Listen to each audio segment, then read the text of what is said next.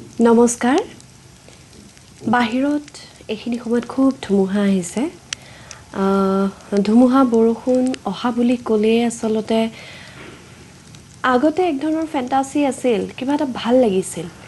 বৰষুণ দিলে মোৰ মনত আছে মায়ে বাহিৰৰ পৰা দুৱাৰখন মাৰি থৈছিল নহলে মানে মই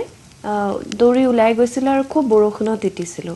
ধুমুহা আহিলেও মোৰ খুব ভাল লাগিছিল গছবোৰে যে মাটি চুই গৈছিল সেই দৃশ্যটো মোক খুব ভাল লাগিছিল আৰু মই ভাবি লৈছিলো যে ধুমুহা অহাৰ লগে লগে এটা গছে মাটি চুব গতিকে হে আছিল শৈশৱৰ ফেন্টাসি কিন্তু বিশেষকৈ যোৱা 5 বছৰে মোৰ বতাহ ধুমুহা বৰষুণ বুলি ক'লে কিবা এটা ভয় লগা হৈছে কাৰণ সেইবোৰ মানুহৰ ওচৰলৈ মই যাওঁ যিবোৰ মানুহৰ কাৰণে তেওঁলোকৰ জীৱন তেওঁলোকৰ এমুঠি আহাৰ তেওঁলোকৰ এটি পানী নপৰা ঘৰ এইবোৰ সপোন নিচিনা সেইবোৰ মানুহৰ বৰ বিলাই হয় তাতে এইবাৰটো সঁচাকৈ ঈশ্বৰক খাটিছো কোনো কাৰণত যাতে প্ৰকৃতিৰ ৰুষ্ট নহওক আৰু মই এই সময়খিনিত আচলতে মোৰ ভাবো যে আমি সদায় নয়াৰ্থক কথাবিলাকৰ পৰা নয়াৰ্থক চিন্তাবিলাকৰ পৰা মনটোক আঁতৰাই আনিবৰ কাৰণে আমাৰ প্ৰিয় কিবা এটা কামৰ মাজলৈ গুচি অহা উচিত জীৱনত সদায় হেতুৱে পালন কৰি আহিছো আৰু এতিয়া মই পাঠ কৰিবলৈ ওলোৱা গল্পটোৰ শিৰোনাম হাঁহিবোৰ এই গল্পটো প্ৰকাশ হৈছিল 4 জানুৱাৰী 2015 চনত দৈনিক জনমভূমিৰ দেওবৰীয়া পৰিপূৰিকা বসুন্ধৰাত এই গল্পটোত এনেকুৱা এজনী ছোৱালীৰ কথা ক'বলৈ বিচৰা হৈছে যিজনী ছোৱালীৰ হয়তো নিজক লৈ নিজৰ ছালৰ ৰঙক লৈ এক ধৰণৰ হীনমন্যতা আছে আৰু যিজনী ছোৱালীৰ এটা ভাল নলগা শৈশৱ আছে যিজনী ছোৱালীয়ে এনেকুৱা এখিনি সময় পাৰ কৰি আহিছে য'ত তেওঁৰ পিতৃ মাতৃৰ সম্বন্ধক লৈ হয়তো বহুত সময়ত তেওঁ অস্থিৰতাত ভুগিব লগা হৈছে আৰু তাৰ পিছত তেওঁ সেই সম্বন্ধৰ এটা বিপৰীত সম্বন্ধ আহি যেতিয়া দেখিলেহি তেতিয়া হয়তো তেওঁৰ মনৰ মাজত তেওঁ বহুতখিনি প্ৰশ্নৰ সৃষ্টি হৈছে আৰু তেওঁ সেই তেতিয়াৰ সেই নয়াৰ্থকতাই তেওঁৰ মনৰ মাজত প্ৰভাৱ পেলাই আছে পঢ়িবলৈ ওলাইছো হাঁহিবোৰ দীঘল কৰিডৰটোৰ মূৰত দুৱাৰখন নিৰ্দিষ্ট সময়ত দুৱাৰখন খোল খায় আৰু নিৰ্দিষ্ট সময়ত বন্ধ হয় দুৱাৰখনৰ ভিতৰৰ ফালে পোহৰেই পোহৰ হাঁহি হাঁহি পোহৰনো কাৰ ভাল নালাগে আৰু হাঁহিনো কোনোবাই বেয়া পায়নে কিন্তু জিতাই বেয়া পায় মানে জিতাই এই হাঁহিবোৰ এই পোহৰবোৰ যিবোৰ পোহৰ আৰু যিবোৰ হাঁহি সেই দুৱাৰখনৰ সিপাৰে আছে সেইবোৰ তাইৰ অপাৰ খঙৰ উৎসৱ গোসাঁই গোটেই ভাৰষ্টখনহে যেন ভৰিৰ তলত লৈ ফুৰিছে বিয়া বাৰু হোৱা মানুহ এনেকৈ দংদঙাই ফুৰেনে চি লাজ কাজ নাইকিয়া গোটেইখন একেবাৰে তহিলং কৰি ঘূৰি ফুৰে এইখন ঘৰত আৰু থাকিব পাৰে নেকি বকি জিতাই নখত নেইল পলিচ লগায় নেইল পলিচ লগোৱা হ'লে তাই বাৰে হাতখন চায় বৰণটো বাৰু আগতকৈ অকণমান মুকলি হৈছেনে অলপ বগা হৈছেনে তাই জিতাৰ আকৌ তিনিচকৈ খংটো উঠি আহে তাইৰ উপজা গাঁওখনৰ ওপৰত ইমান লেতেৰা গোটেইখন মানুহবোৰ লেতেৰা ৰাস্তা পদূলিবোৰ লেতেৰা ভাল বস্তু এটা খাবলৈ নাই ভাল কাপোৰ এটা পিন্ধিবলৈ নাই চিৰিয়েল এখন চাবলৈ টিভি এটাও নাই মানুহবোৰেও কিবা কথাই পাতিব নাজানে গাঁৱৰ ঘৰলৈ গ'লে জিতাক মানুহবোৰে থৰ লাগি চায় চাপি কুচি আহে তাইৰ ওচৰলৈ তাই পিন্ধা চোলাটো মানুহবোৰে পিটিকি চায় তাই ইয়াৰ পৰা লৈ যোৱা মেগীৰ পেকেট কেইটা খোলাৰ লগে লগে সৰু ল'ৰা ছোৱালীবোৰ বুন্দা মেকুৰীয়ে মাছলৈ চুপ লোৱাৰ দৰে ৰৈ থাকে গাঁৱৰ ঘৰলৈ গ'লে জিতাৰ নিজকে একেবাৰে ৰাজকুমাৰীৰ দৰে লাগে চিৰিয়েলৰ হিৰোইনবোৰৰ দৰে লাগে মানুহবোৰে যে কিমান প্ৰশ্ন তাইক লৈ তই ইমান বগা হৈছ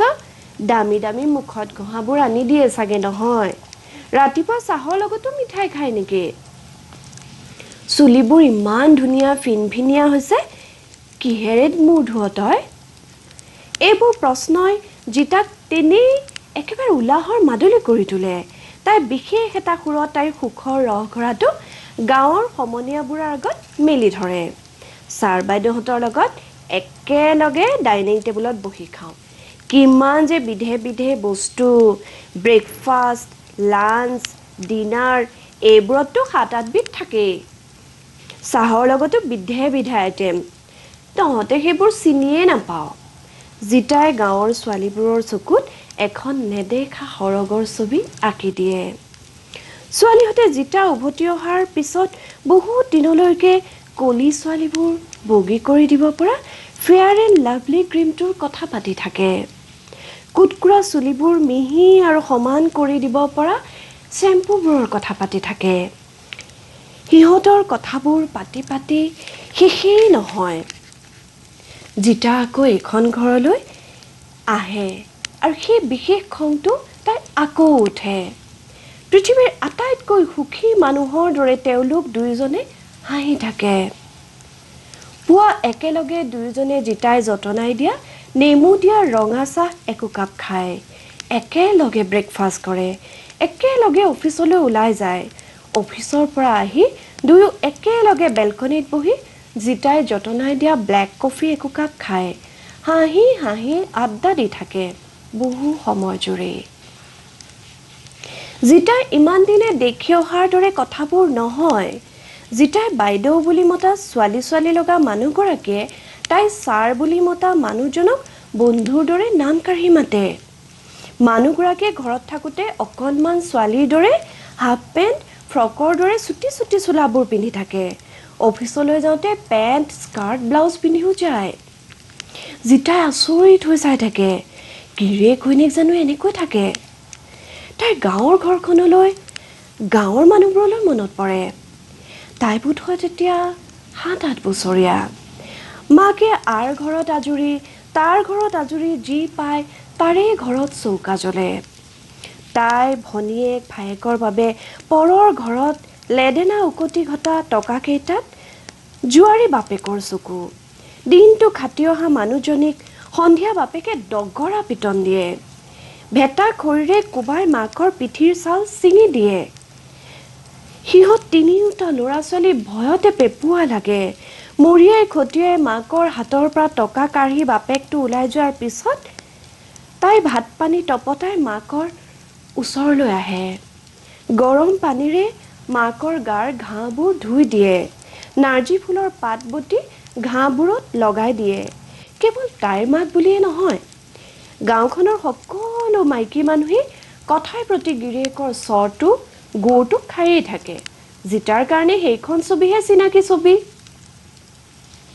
একেবাৰে শৈশৱতে আৰু এখন ছবি দেখিছিল জিতাই পুৱাই কিবা কথাত খং উঠি দেউতাকে মাকক খুব পিটন দিছিল সেইদিনা জিতা আৰু ভনীয়েকে একো নোখোৱাকৈ স্কুললৈ গৈছিল ভায়েক তেতিয়া জন্মাই নাই পানীখস্তিত বৰকৈ পেট বিষোৱাত জিতা ঘৰলৈ উভতি আহিছিল নিজান একোঠলীয়া ঘৰটোৰ দৰজাৰ দুৱাৰখন ঠেলা মাৰিয়ে জিতাই উচাক খাই উঠিছিল মাকৰ গাৰ ওপৰত আঠা লগা দি পৰি আছে দেউতাক আৰু কি আচৰিতভাৱে মাকে দেউতাকৰ উদং দেহটো সাৱটি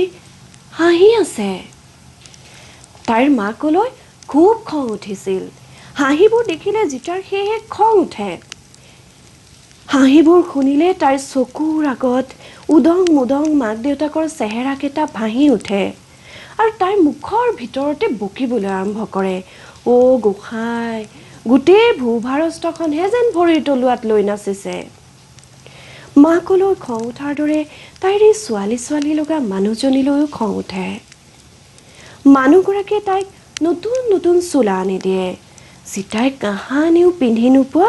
নতুন নতুন গোন্ধোৱা চোলা ভালদৰে চাফ চিকুণ হৈ থাকিবা তুমি আমাৰ ঘৰৰ ছোৱালীৰ দৰে তাইক সুকীয়াকৈ লিপষ্টিক কাজল চেম্পু মুখত ঘঁহা ক্ৰীমো আনি দিয়ে তেওঁ আৰু ক'ৰবালৈ গ'লে ছাৰ বাইদেউ দুয়োজনে তাইলৈ ধুনীয়া ধুনীয়া খোৱা বস্তুবোৰ আনি দিয়ে তাই যে নামেই নাজানে সেইবোৰ খোৱা বস্তুৰ বাইদেউজনীয়ে কাহানিও তাইক তই বুলিও নামাতে ঘৰলৈ আলহী আহিলে তাইক মানুহৰ আগত বন কৰা ছোৱালী বুলি নকয় আমাৰ ঘৰখন চম্ভালি থাকে বুলি কয় তথাপি তাৰ মানুহজনী কিবা ভাল নালাগে ৰঙা বগা জিতাৰ ছাৰজনৰ লগত মিঠা বৰণীয়া কুটকুৰা চুলিৰ এই মানুহজনী কিবা একেবাৰে নিমিলাৰ দৰে লাগে তাই আচৰিত হয় ইমান ধুনীয়া মানুহজনে এই কলিমলি মানুহজনীক ইমান মৰম কেনেকৈ কৰে ছাৰ বাইদেউ নথকা সময়খিনিত তাই বাইদেউৰ ড্ৰেছিং টেবুলৰ সন্মুখত বহি বাইদেউৰ কাপোৰবোৰ পিন্ধি চায় বাইদেউৰ ক্ৰীম লিপষ্টিকবোৰ ঘঁহি আইনাত বহু পৰ তাই নিজকেই চাই থাকে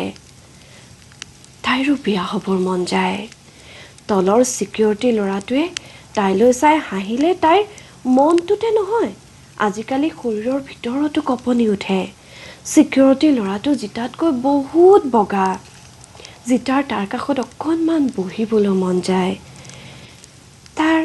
আঙুলিকেইটা এবাৰ চুই চাবলৈ মন যায়